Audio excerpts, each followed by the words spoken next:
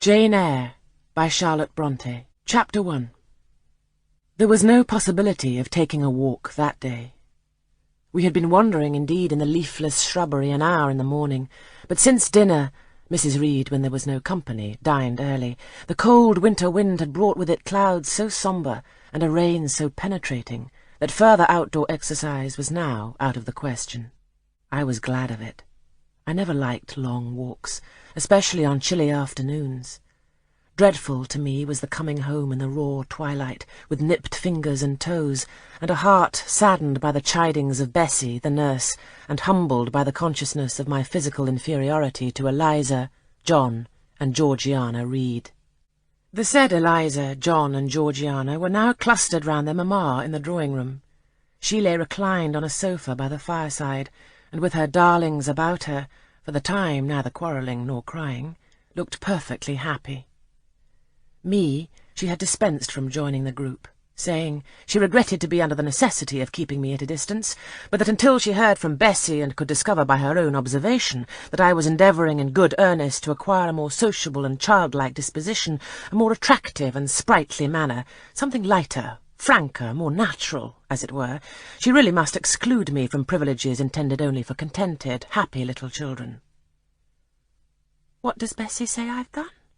I asked. "Jane, I don't like cavillers or questioners. Besides, there is something truly forbidding in a child taking up her elders in that manner. Be seated somewhere, and until you can speak pleasantly, remain silent." A small breakfast-room adjoined the drawing-room. I slipped in there. It contained a bookcase. I soon possessed myself of a volume, taking care that it should be one stored with pictures. I mounted into the window-seat. Gathering up my feet, I sat cross-legged like a Turk, and having drawn the red marine curtain nearly close, I was shrined in double retirement. Folds of scarlet drapery shut in my view to the right hand. To the left were the clear panes of glass, protecting but not separating me from the drear November day. At intervals, while turning over the leaves in my book, I studied the aspect of that winter afternoon. Afar, it offered a pale blank of mist and cloud. Near, a scene of wet lawn and storm-beat shrub, with ceaseless rain sweeping away wildly before a long and lamentable blast. I returned to my book, Bewick's History of British Birds.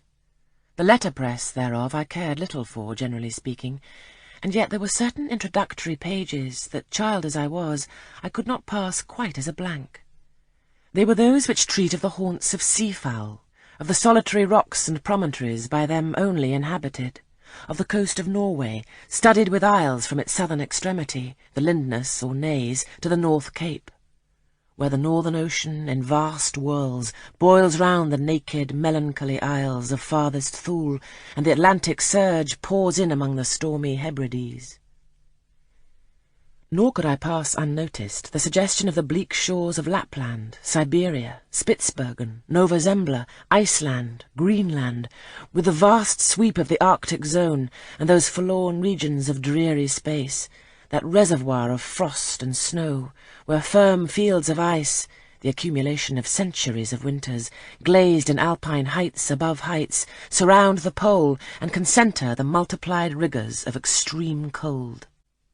Of these death-white realms I formed an idea of my own, shadowy, like all the half-notions that float dim through children's brains, but strangely impressive. The words in these introductory pages connected themselves with the succeeding vignettes, and gave significance to the rock standing up alone in a sea of billow and spray, to the broken boat stranded on a desolate coast, to the cold and ghastly moon glancing through bars of cloud at a wreck just sinking. I cannot tell what sentiment haunted the quite solitary churchyard with its inscribed headstone, its gate, its 2 trees, its low horizon, girdled by a broken wall, and its newly risen crescent attesting the hour of eventide.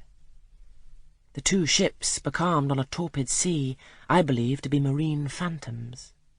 The fiend pinning down the thief's pack behind him I passed over quickly. It was an object of terror.